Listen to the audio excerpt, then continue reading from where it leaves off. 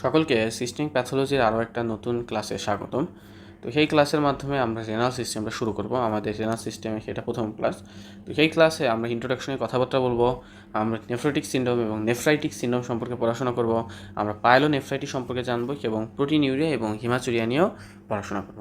তাহলে প্রথমে আমাদের যেই জিনিসটা জানা উচিত যে আমাদের রেনালে কী কী ডিজিজ রয়েছে। আমরা রেনালের ডিজিজের কথা বলতে গেলে আমরা কিছু কনজেনিটাল ডিজিজের কথা বলতে পারি এবং আমরা কিছু অ্যাকিউট ডিজিজের কথাও বলতে পারি। যেমন হচ্ছে আমাদের এখানে হলো আছে কিছু গ্লোমেরুলার ডিজিজ, আমাদের হচ্ছে ইন্টারস্টিশিয়াল কিছু ডিজিজ রয়েছে, ভাস্কুলার ডিজিজ রয়েছে এবং ইউরোলিথিয়াসিস অর্থাৎ স্টোন হচ্ছে এবং কিছু টিউমারও কিন্তু রয়েছে। ঠিক আছে, আমাদের কনজেনিটাল ডিজিজের মধ্যে প্রথমে যেটা আছে অ্যাজেনেসিস। অ্যাজেনেসিস মানে কি?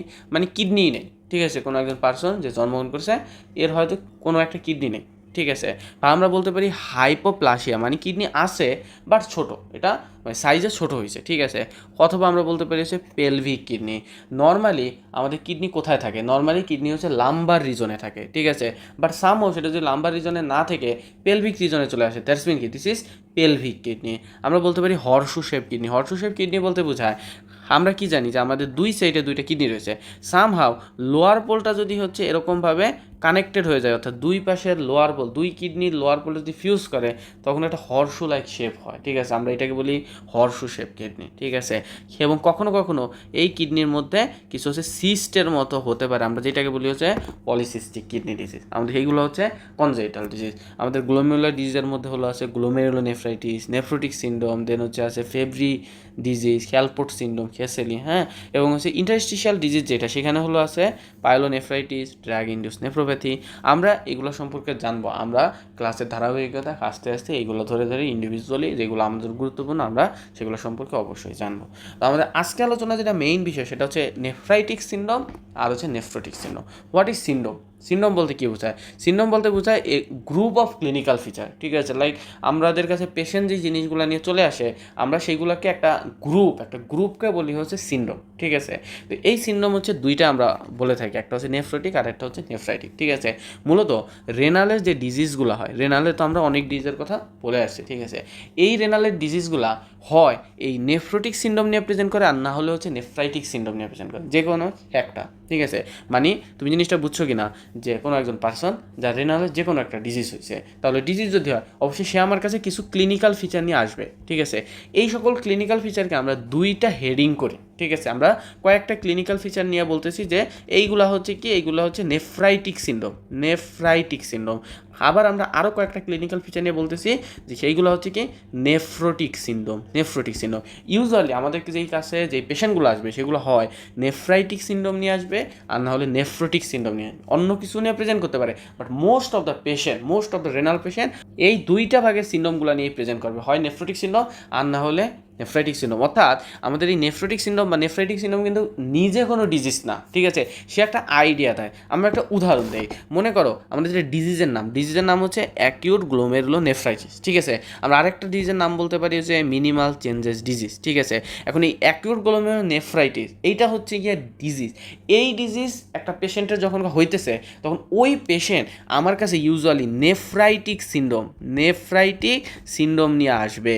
ঠিক আছে, আর যার হচ্ছে মিনিমাল চেঞ্জেস ডিজিজ, এই পেশেন্ট আমার কাছে যখন আসবে তখন ইউজুয়ালি হচ্ছে নেফ্রোটিক সিন্ড্রোম নিয়ে আসবে। ঠিক আছে, অর্থাৎ এই যে সিন্ড্রোম, এই সিন্ড্রোমের মধ্যে তো অনেকগুলো ক্লিনিক্যাল ফিচার রয়েছে, হিমাচুরিয়া রয়েছে, প্রোটিনিউরিয়া রয়েছে, আমরা সামনেই পড়বো। ঠিক আছে, অর্থাৎ কোনো একটা পেশেন্ট যখন হিমাচুরিয়া নিয়ে আসতেছে, হাইপার টেনশন নিয়ে আসতেছে, এগুলো হচ্ছে নেফ্রাইটিক সিন্ড্রোম। ঠিক আছে, তখনকে আমরা ধারণা করি যে এটা যেহেতু নেফ্রাইটিক সিন্ড্রোম, এটা মেবি অ্যাকিউট গ্লোমেরুলোনেফ্রাইটিস হতে পারে।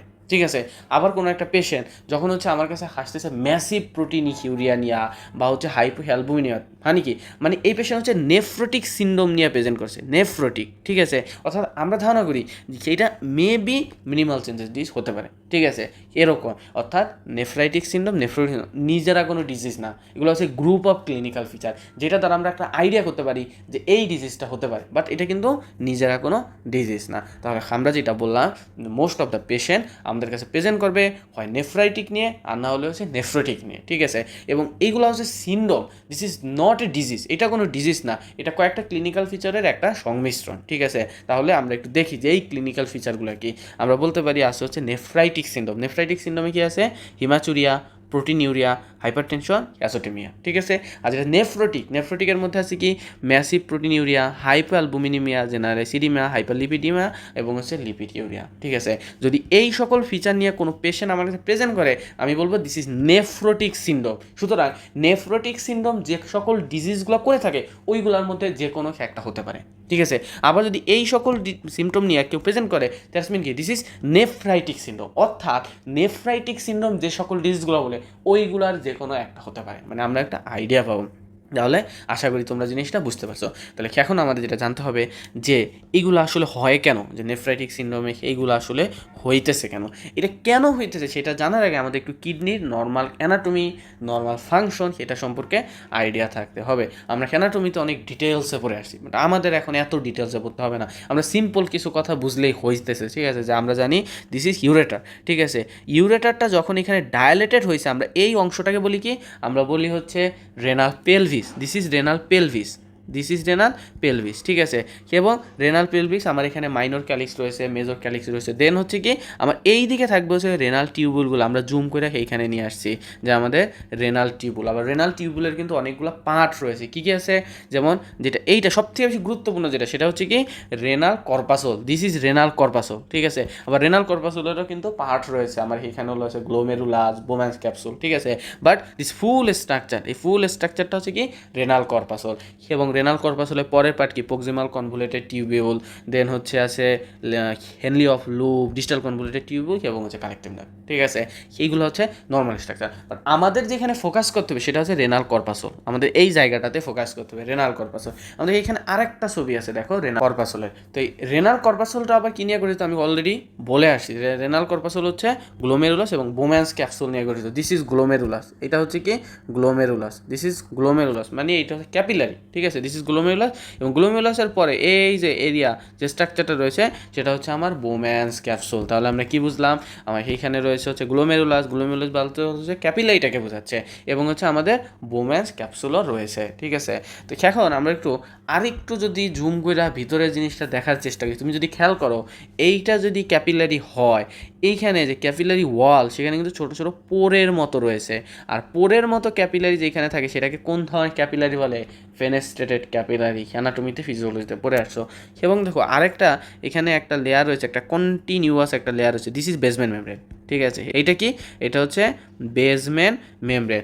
আর এইখানে এই যে আরেকটু এলিভেটেড এরিয়া, আবার মাঝখানে একটুখানি ডিপ্রেশন রয়েছে, যেটা দিস ইজ পোডোসাইট, যেটা এলিভেটেড সেটা হচ্ছে কি পোডোসাইট, এটা হচ্ছে আমাদের পোডোসাইট। আর যেটা ডিপ্রেস এরিয়া সেটাকে হচ্ছে আমরা বলি slit of diaphragm, slit of diaphragm. তাহলে আমরা স্ট্রাকচারটা বুঝছি কিনা, আমরা দেখলাম এখানে ফেনেস্ট্রেটেড ক্যাপিলারি রয়েছে ও সেই ক্যাপিলারি লাইনে হ্যান্ডোথেলিয়াম, দ্যাটস মিন আমরা এটাও বলতে পারি দ্যার ইজ ফেনেস্ট্রেটেড হ্যান্ডোথেলিয়াম, ঠিক আছে। ফেনেস্ট্রেটেড হ্যান্ডোথেলিয়ামের বাইরে রয়েছে বেসমেন্ট মেমব্রেন এবং এইটার বাইরে রয়েছে হচ্ছে podocyte and slit of diaphragm, ঠিক আছে। মূলত আমরা তো স্ট্রাকচারে বুঝলাম যে রেনাল কর্পাসল যেটা হচ্ছে সেটা হচ্ছে ক্যাপিলারি এবং হচ্ছে কি বোম্যান্স ক্যাপসুল নিয়ে গঠিত। বাট এইখান থেকে ফিল্ট্রেশন ব্যারিয়ারটা মূলত কে গঠন করছে, তোমাকে জিজ্ঞাসা করে মূলত ফিল্ট্রেশন ব্যারিয়ারটা কে গঠন করছে। ফিল্ট্রেশন ব্যারিয়ার হচ্ছে তিনজনে গঠন করছে, আমার এই যে ফেনেস্ট্রেটিক এন্ডোথেলিয়াম যেটা আছে, ফেনেস্ট্রেটিক এন্ডোথেলিয়াম, ঠিক আছে, আমাদের এই ফেনেস্ট্রেটিক এন্ডোথেলিয়াম, বেসমেন্ট মেমব্রেন আর এই যে পোডোসাইট অ্যান্ড স্লিট অফ ডায়াফ্রাম, এই তিনজন মিললে হচ্ছে ফিল্ট্রেশন ব্যারিয়ারটা গঠন করছে। ফিল্ট্রেশন ব্যারিয়ার বলতে কী বোঝায়, যে আমার এখানে যে ব্লাডগুলো আসতেছে সেটাকে ফিল্ট্রেশন করে ইউরিনের মাধ্যমে পাস করা যে কাজটা, যে ব্যারিয়ারের মাধ্যমে, দিস ইজ ফিল্ট্রেশন ব্যারিয়ার। তাহলে আমরা কি বলতে পারি, গ্লোমেরুলার ফিল্ট্রেশন ব্যারিয়ার কী কী নিয়ে গঠিত অলরেডি বলে আসি, এটা হচ্ছে ফেনেস্ট্রেটিক এন্ডোথেলিয়াম, তারপরে বেসমেন্ট মেমব্রেন আর podocyte and slit of diaphragm. আমরা এইখানে আবার একটু দেখতে পাই this is fenestrated endothelium, basement membrane আর হচ্ছে podocyte and slit of diaphragm, এই তিনটা মিললে হচ্ছে আমাদের ফিল্ট্রেশন ব্যারিয়ার। তো এই তিনটার ফাংশন আমাদের একটু জানা থাকতে হবে। এখন যে কথাগুলো বলতেছি এইগুলো খুবই গুরুত্বপূর্ণ, তুমি এতটুকু বুঝছো মানে হচ্ছে মনে করো তুমি নেফ্রোটিক সিনড্রোম নেফ্রোটিক খুব ইজিলি বুঝতে পারবে, হ্যাঁ। তো এই যে আমরা তিনটা স্ট্রাকচারের কথা বলো, এদের কিন্তু প্রত্যেকটা স্পেসিফিক ফাংশন রয়েছে। যেমন যেটা হচ্ছে আমাদের ফেনেস্ট্রেটিক হ্যান্ডোথেলিয়াম, এইটার মেইন ফাংশন হচ্ছে সে হচ্ছে অ্যালাউ করবে ওয়াটার এবং স্মল মলিকিউলকে পাস করার জন্য, ঠিক আছে। মানে এইখান দিয়ে যে ব্লাডটা আসতেছে ফ্লুইডটা সেটা ফিল্ট্রেশন হবে, ফিল্ট্রেশন হওয়ার জন্য এই যে ওয়াটার এবং স্মল সলিড মলিকিউল যেগুলো আছে এগুলোকে পাস করার জন্য অ্যালাউ করবে, সে পাস করতে দেবে। বাট সে যেটাকে প্রিভেন্ট করবে সেটা হচ্ছে blood cell, red blood cell, ঠিক আছে। এই জন্য তোমার ইউরিন, আমার ইউরিন নর্মালি হচ্ছে কোনো ব্লাড থাকবে না। কারণ কি? কারণ হচ্ছে এই যে ফেনেস্ট্রিক এন্ডোথেলিয়াম সে হচ্ছে প্রিভেন্ট করতেছে রেড ব্লাড সেলকে হচ্ছে এক্সক্রিশন হওয়ার জন্য বা ফিল্ট্রেশন হওয়ার জন্য। তাহলে ইউরিনে কেন ব্লাড আসে না? এর কারণ আমাদের ফেনেস্ট্রিক এন্ডোথেলিয়াম আছে। ফেনেস্ট্রিক এন্ডোথেলিয়াম থাকার জন্য সে হচ্ছে প্রিভেন্ট করতেছে ব্লাডটাকে ইউরিনে আসা থেকে, ঠিক আছে। এরপরে যেটা আমাদের বেসমেন্ট মেমব্রেন, বেসমেন্ট মেমব্রেনের মূলত ফাংশন হচ্ছে প্রোটিন পাস হওয়াটাকে প্রিভেন্ট করা, প্রোটিন পাস হওয়াকে প্রিভেন্ট করা। মেইনলি কোনটা? অ্যালবুমিন, ঠিক আছে। অর্থাৎ অ্যালবুমিন হচ্ছে এই এন্ডোথেলিয়াম ইনটেক্ট থাকার জন্য পাস করতে পারে না। এটার কারণ হচ্ছে আমাদের যে বেসমেন্ট মেমব্রেন সেটা কিন্তু মেইনলি নেগেটিভলি চার্জ, ঠিক আছে। বেসমেন্ট মেমব্রেন নর্মালি হচ্ছে নেগেটিভলি চার্জ। আর আমাদের প্রোটিন হচ্ছে যেই প্লাজমা প্রোটিনগুলো আছে ম্যাক্সিমাম প্রোটিনই হচ্ছে নেগেটিভলি চার্জ। তো এই নেগেটিভ চার্জ হচ্ছে একটা আরেকটাই কী করবে? বিকর্ষণ করবে, ঠিক আছে। যে কারণে হচ্ছে এখান দিয়ে প্রোটিন পাস করতে পারে না। তাহলে তোমাকে যদি প্রশ্ন করা হয় যে নর্মালি ইউরিনের মধ্যে কেন একটা মার্ক অ্যামাউন্ট প্রোটিন আসে না, এর কারণ হচ্ছে বেসমেন্ট মেমব্রেনটা ইনটেক্ট রয়েছে। বেসমেন্ট মেমব্রেনটা প্রিভেন্ট করতেছে প্রোটিন এক্সক্রিয়েশন হওয়া থেকে, ঠিক আছে। আর যেটা হচ্ছে podocyte and silt of diaphragm, এইটারও মূলত কাজ হচ্ছে প্রোটিন লিকেজটাকে প্রিভেনশন করা, ঠিক আছে। তাহলে আমরা যেটা বুঝলাম যে ফিল্ট্রেশন ব্যারিয়ার মূলত তিনটা জিনিস নিয়ে গঠিত: ফেনেস্ট্রিক এন্ডোথেলিয়াম, গ্লোমেরুলার বেসমেন্ট মেমব্রেন, আর একটা পোডোসাইট। যেইখানে আমাদের বেসমেন্ট মেমব্রেন এবং পোডোসাইট এই দুইটার কাজ হচ্ছে প্রোটিন এক্সক্রিয়েশন বা ফিল্ট্রেশনকে প্রিভেনশন করা। আর ফেনেস্ট্রিক এন্ডোথেলিয়াম যে আছে এইটার কাজ হচ্ছে রেড ব্লাড সেলকে পাস করা বা এক্সক্রিয়েশন হওয়া থেকে প্রিভেনশন, ঠিক আছে। তো এখন আমরা যেটা পড়ি যে নেফ্রোটিক সিন্ড্রোম, নেফ্রোটিক, আর একটা হচ্ছে নেফ্রাইটিক সিন্ড্রোম। আমাদের আসলে সমস্যাটা কোথায়? আমরা দেখি যেটা নেফ্রাইটিক সিন্ড্রোম, এইখানে ইনফ্লামেশনটা চলে হচ্ছে এই এন্ডোথেলিয়ামে একটা ইনফ্লামেশন চলে, নেফ্রাইটিক সিন্ড্রোম, ঠিক আছে। আর যেটা নেফ্রোটিক সিন্ড্রোম সেখানে আমরা দেখি এই বেসমেন্ট মেমব্রেন অথবা পোডোসাইট সিলিট অফ ডায়াফ্রামে একটা ইনফ্লামেশন চলে। এখন যে ইনফ্লামেশন কীভাবে আসছে আমরা সেটা পরে জানবো। আগে আমরা বেসিক কনসেপ্টটা বুঝি, ঠিক আছে। যেটা ফেনেস্ট্রিক এন্ডোথেলিয়াম আমরা দেখি এইখানে একটা ইনফ্লামেশন চলে নেফ্রাইটিক সিন্ড্রোমের ক্ষেত্রে, ঠিক আছে, নেফ্রাইটিক সিন্ড্রোম। আর যেটা বেসমেন্ট মেমব্রেন এবং পোডোসাইট আমরা এখানে দেখি হচ্ছে নেফ্রোটিক সিন্ড্রোমের ক্ষেত্রে একটা ইনফ্লামেশন চলে। তাহলে এখন তুমিই বলো, যদি ফেনেস্ট্রেটেড এন্ডোথেলিয়াম যেটা আছে এখানে একটা ইনফ্লামেশন চলে তাহলে এইটার ফাংশন কি নর্মালি হবে কি না? অবশ্যই হবে না, কারণ এটা ড্যামেজ হচ্ছে, ঠিক আছে। এবং যখন এটার ফাংশন হইতেছে না তখন কাকে এই যে তার যা কাজ ছিল যে ব্লাড সেলকে পাস হওয়া থেকে প্রিভেনশন করা, সেই কাজটা কি প্রপারলি হবে কি না? কখনোই সেই কাজটা প্রপারলি হবে না। এবং তখনই হচ্ছে আমরা ইউরিনে ব্লাড পাবো, আরবিসি পাবো, মানে কি হিমাচুরিয়া হবে। অন্যদিকে আমাদের যে বেসমেন্ট মেমব্রেন এবং পোডোসাইট সেইখানে যখন ইনফ্লামেশন চলবে তখনও তো এটার নর্মাল ফাংশনটা হবে না। এটার নর্মাল ফাংশন ছিল কি? যে প্রোটিন লিকেজকে প্রিভেন্ট করা। দ্যাটস মিন কি এখন প্রোটিন লিকেজ হবে। অর্থাৎ যেটা আমরা নেফ্রোটিক সিন্ড্রোমের কথা বলি, এই নেফ্রোটিক সিন্ড্রোমের ক্ষেত্রে আমরা দেখবো যেটা নেফ্রোটিক, এখানে কি হবে? প্রোটিন লিকেজ হবে, অর্থাৎ কি প্রোটিন ইউরিয়া হবে, ইউরিনে প্রোটিন আসবে, ঠিক আছে। তাহলে বুঝছো কি না? যেটা নেফ্রাইটিক সিন্ড্রোমে ইনফ্লামেশন হবে এন্ডোথেলিয়ামে, এই জন্য এন্ডোথেলিয়ামের নর্মাল ফাংশনটা হবে না। অর্থাৎ রেড ব্লাড সেল যেগুলো আছে বা রেড ব্লাড সেল কাস্ট যেগুলো আছে এইগুলা এইবার এক্সক্রিয়েশনটা প্রিভেনশন হবে না, ব্লাডে চলে আসবে, ফলে হিমাচুরিয়া হবে, ঠিক আছে। আর হচ্ছে আমাদের যেটা হচ্ছে নেফ্রোটিক সিন্ড্রোম, সেখানে কোথায় বেসমেন্ট মেমব্রেন পোডোসাইটে ড্যামেজ হচ্ছে, ফলে কি এবার তার ফাংশনটাও প্রপারলি হবে না, ফলে প্রোটিন লিকেজ হবে। আমাদের এইখানে হচ্ছে হাইপোপ্রোটিনিমিয়া বা প্রোটিন ইউরিয়া হবে, তাহলে বিষয়টা তোমরা বুঝছো কিনা? এবং আমরা ক্লিনিক্যাল ফিজিক্স দেখে এইটাই দেখছিলাম যে যেটা নেফ্রোটিক সিন্ড্রোম সেখানে হচ্ছে ম্যাসিভ প্রোটিন ইউরিয়া। কারণ কি? কারণ বেসমেন্ট মেমব্রেন ড্যামেজ হচ্ছে, সুতরাং অবশ্যই প্রোটিন এখানে লিকেজ করবে। আর যেটা নেফ্রাইটিক সিন্ড্রোম সেখানে হিমাচুরিয়া হবে। কারণ কি? কারণ সেখানে ক্যাপিলারি এন্ডোথেলিয়ামটা ড্যামেজ হচ্ছে, সুতরাং অবশ্যই এখান দিয়ে ব্লাড সেল লিকেজ করবে, ঠিক আছে। এবং আমরা আস্তে আস্তে পরবর্তীগুলোও জানবো যে পরবর্তীগুলো কেন হয়। তাহলে এইটুকু বুঝছো কিনা যে মেইনলি আসলে সমস্যাটা যেটা নেফ্রাইটিক সিন্ড্রোম সেখানে আমরা দেখবো হচ্ছে ফেনেস্ট্রিক এন্ডোথেলিয়ামের সমস্যা, আর যে নেফ্রোটিক সিন্ড্রোম সেখানে দেখবো হচ্ছে বেসমেন্ট মেমব্রেন এবং হচ্ছে পোডোসাইটের সমস্যা। আমি যেটা বললাম সেখানে দেখো একই কথা বলা আছে, নেফ্রাইটিক সিন্ড্রোমে ইনফ্লামেশনটা হবে এন্ডোথেলিয়ামে, নেফ্রোটিক সিন্ড্রোমে ইনফ্লামেশনটা হবে হচ্ছে বেসমেন্ট মেমব্রেন, পোডোসাইট এবং হচ্ছে স্লিট ডায়াফ্রামে, ঠিক আছে। এবার আমরা একটু ইন্ডিভিজুয়ালি ধরে কথা বলতে চাই। আমরা একটু নেফ্রাইটিক সিন্ড্রোম তারপরে আবার নেফ্রোটিক সিন্ড্রোম নিয়ে কথা বলবো। আমরা অলরেডি জেনে আসছি যে নেফ্রাইটিক সিন্ড্রোমে কী কী আছে হিমাচুরিয়া, প্রোটিন ইউরিয়া, হাইপারটেনশন এবং হচ্ছে অ্যাজোটেমিয়া। আর হচ্ছে এখানে ইনফ্লামেশনটা হয় কোথায়? এন্ডোথেলিয়ামে। তো হিমাচুরিয়া কেন হইতেছে সেটা তো আমরা বুঝছি, যেহেতু এখানে অ্যান্ডোথেলিয়ামটা হচ্ছে আমার ড্যামেজ হচ্ছে। তো অ্যান্ডোথেলিয়াম ড্যামেজ হলে কখন কী হবে, রেড ব্লাড সেল বা রেড ব্লাড সেল কাজ সেটা তো আর প্রিভেনশন হবে না, সেটা এখন লিকেজ করবে। সুতরাং হচ্ছে ইউরিনে ব্লাড চলে আসবে, ফলে ইউরিনের কালারটা হবে হচ্ছে স্মোকি। এই জিনিসটা হচ্ছে রং চা, অর্থাৎ রং চায়ের মতো হবে, রং চায়ের মতো, ঠিক আছে। এটা স্মোকি অ্যাপিয়ারেন্স আমরা এখানে দেখতে পেতেছি। প্রোটিন ইউরিয়াটা হবে বাট মাইল্ড, ঠিক আছে, দিস ইজ নট সিভিয়ার। কারণ কি, কারণ আমার যেটা হলো আছে বেসমেন্ট মেমব্রেন, সেইটা তো হচ্ছে নর্মাল, আমার বেসমেন্ট মেমব্রেন নর্মাল, সুতরাং এখানে প্রোটিন লিকেজটা করবে না। বাট যেহেতু এখানে অ্যান্ডোথেলিয়ামে ড্যামেজ করে ফেলতেছো, কিছু এখানে বেসমেন্ট মেমব্রেনটা ইনভলভ হতে পারে। সো বেসমেন্ট মেমব্রেন যখন ইনভলভ হবে তখন কিছু প্রোটিন লিকেজ হতে পারে, সেই জন্য আমাদের এখানে হবে হচ্ছে মাইল্ড। বাট যেটা নেফ্রাইটিস সেখানে কী হবে, সেখানে হচ্ছে মেইনলি ড্যামেজটা হবেই বেসমেন্ট মেমব্রেন, ওই জন্য ওইখানে হবে ম্যাসিভ প্রোটিনিউরিয়া। বিষয়টা বুঝছো কিনা, মানে এখানে মেইন কথা যেটা, যেহেতু আমার অ্যান্ডোথেলিয়ামে ড্যামেজ হচ্ছে, সো ওই ড্যামেজটা কখনো হচ্ছে তোমার বেসমেন্ট পর্যন্ত ইনভলভ হতে পারে এবং তখন প্রোটিনিউরিয়া হবে, এবং এটা ইউজুয়ালি মাইল্ড হবে। হাইপার টেনশনটা কেন হবে, কারণ যখন তোমার রেনালে এরকম একটা ইনফ্লামেশন চলতেছে, তখন অ্যাজ ইউজুয়াল আমাদের বডি সিস্টেম কী করে, রেনাল ব্লাড ফ্লোটা কমাই ফেলে। কারণ আমাদের বডি সিস্টেম দেখতেছে যত ব্লাড যাবে সেটাই তখন লিকেজ করবে, সুতরাং রেনাল ব্লাড ফ্লোটা কমে আসবে। রেনাল ব্লাড ফ্লো কমার অর্থ কী, অর্থাৎ গ্লোমেরুলার ফিল্ট্রেশন রেটটাও কমে আসবে। আর যখনই এই ব্লাড ফ্লোটা কমে আসে তখন কী করে, কিডনি হচ্ছে রেনিন সিক্রেশন করে, এবং এই রেনিন কী করে, রেনিন এনজিওটেনসিন অ্যালডোস্টেরন মেকানিজম যেটা আছে এইটাকে অ্যাক্টিভেশন করে, ঠিক আছে। এবং এইটার আলটিমেটলি কাজ কি, এনজিওটেনসিন 2 অ্যালডোস্টেরনের মাধ্যমে সোডিয়াম এবং ওয়াটারকে রিটেনশন করা, ঠিক আছে। এখন তুমি কন্ডিশনটা বুঝতে পারতেছো না, একদিকে রেনাল ব্লাড ফ্লো কম, দ্যাটস মিন কি, এখানে কিন্তু অলিগো ইউরিয়া কিন্তু একদিকে আছে, তোমার পুরা বডির যে ফ্লুইড আছে সেটা কিন্তু ভিতরেই আছে, সেটা পাস করতেছে না। অন্যদিকে এই রেনাল ব্লাড ফ্লোটা কমে সোডিয়াম ওয়াটার রিটেনশন হচ্ছে, যে কারণে কি তোমার বডির যে ভলিউম, ঠিক আছে, এই ব্লাড ভলিউমটা হচ্ছে আরও বাড়তেছে। আর এই ব্লাড ভলিউম বাড়ার অর্থ কী, অর্থাৎ হচ্ছে হাইড্রোস্ট্যাটিক প্রেশারটা বাড়তেছে, মানে হচ্ছে ল্যাটারাল ওয়ালেও প্রেশারটা বাড়তেছে, this is call hyper tension. তাহলে তোমাকে যদি জিজ্ঞাসা করে নেফ্রাইটিক সিন্ড্রোমের ক্ষেত্রে হাইপার টেনশনের কজেস কি, তোমাকে কী বলতে হবে, সোডিয়াম ওয়াটার রিটেনশন।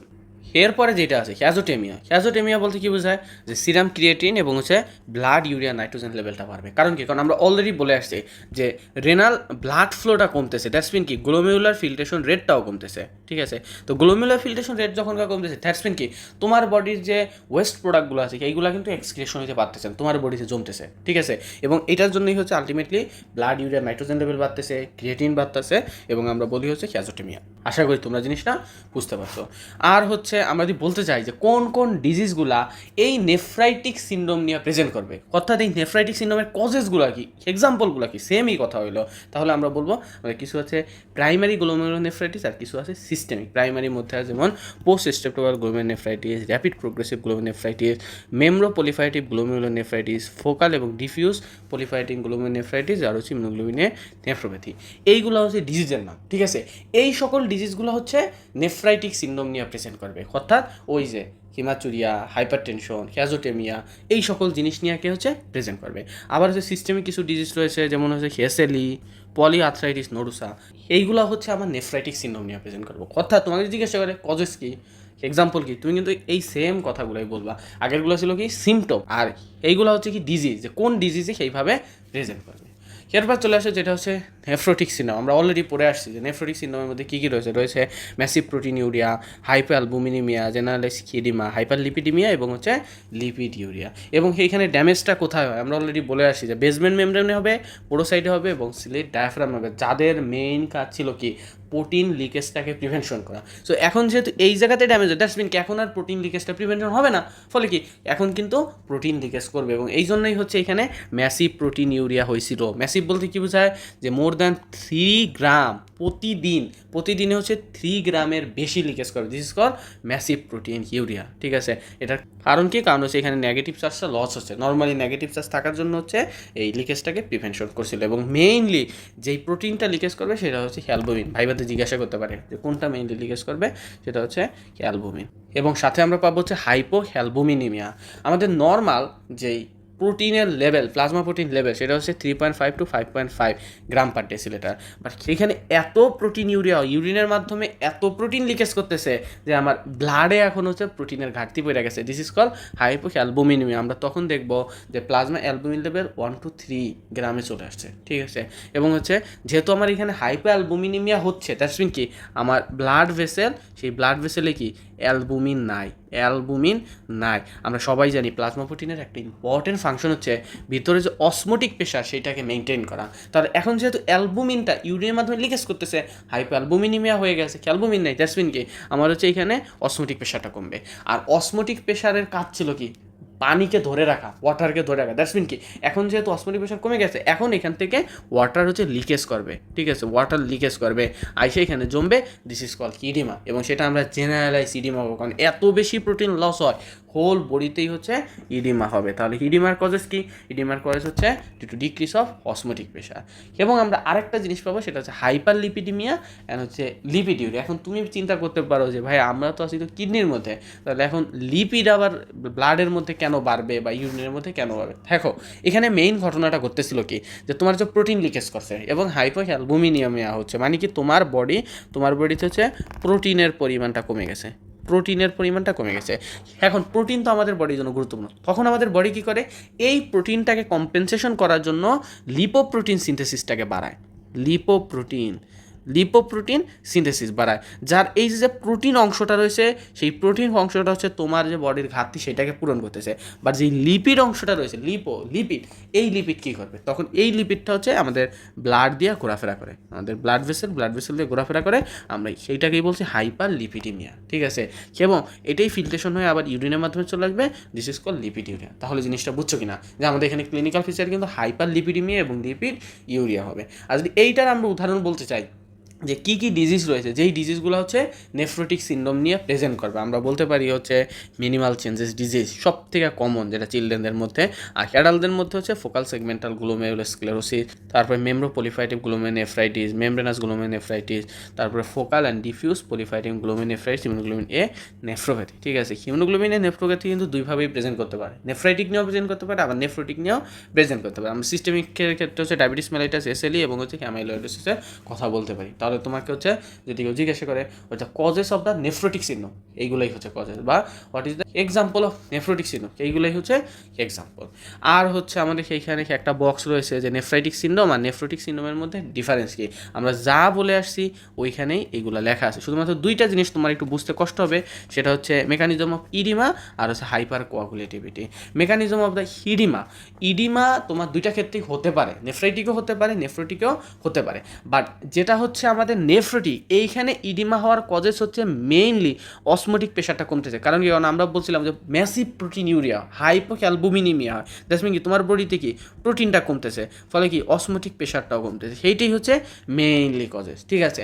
আর যেটা হচ্ছে নেফ্রাইটিক সিনড্রোম, আমরা সেইখানে দেখবো সোডিয়াম ওয়াটার রিটেনশন, আমরা অলরেডি সেটা বলে আসছি যে আমাদের গ্লোমেরুলার ফিল্ট্রেশন রেটটা সেইখানে তো কমবে, কারণ কি এখানে আমার রেনার ব্লাড ফ্লোটাও কমবে। তাহলে কি হবে, তাহলে হচ্ছে আমার ওই যে রেনিন সিক্রেশনটা বাড়বে, রেনিন সিক্রেশন বাড়লে হচ্ছে রেনিন, এনজিওটেনসিন, অ্যালডোস্টেরন মেকানিজমটা অ্যাক্টিভেশন হবে। এবং ওর কাজ হচ্ছে বিভিন্ন একটা পাথরের পরে কি সোডিয়াম আর হচ্ছে ওয়াটার, যেটা আছে সোডিয়াম আর ওয়াটারকে হচ্ছে রিটেনশন করা, ঠিক আছে। এখন কি হইতেছে, তোমার যেহেতু ব্লাড ফ্লোটা কম, renal blood flow, that's mean কি তোমার বডির ওয়াটার কিন্তু এক্সক্রিয়েশন হইতেছে না, তোমার বডির ওয়াটার একদিকে এক্সক্রিয়েশন হইতেছে না, আবার রেনিন, এনজিওটেনসিন, অ্যালডোস্টেরন সিস্টেমের মাধ্যমে আরও বেশি ওয়াটারকে রিটেনশন করতেছে। তাহলে আলটিমেটলি কী হচ্ছে, এটার জন্য ইডিমা হচ্ছে, হাইড্রোস্ট্যাটিক প্রেশারটা বাড়বে, বাইরে হচ্ছে ফ্লুইড লিকেজ করে। তাহলে এখানে কিন্তু মেইনলি সোডিয়াম ওয়াটার রিটেনশনের জন্য ভাইবাতে কিন্তু এই কথাটা গুরুত্বপূর্ণ যে দুইটাতেই ইডিমা হইতেছে, বাট কোনটার কজেস কি, যেটা নেফ্রাইটিক সিনড্রোম সেটা হচ্ছে সোডিয়াম ওয়াটার রিটেনশন মেইনলি,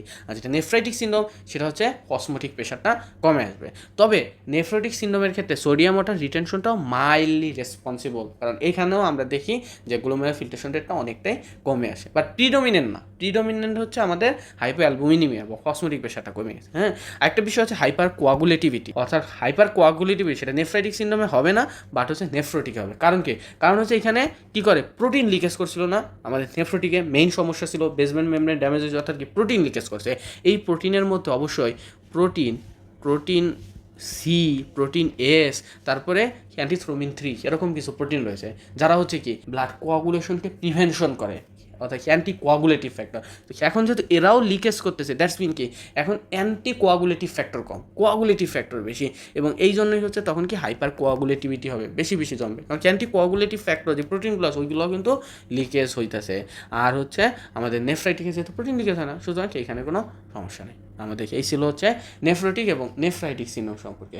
আমরা এখন একটুখানি পড়বো হচ্ছে পাইলোনেফ্রাইটিস।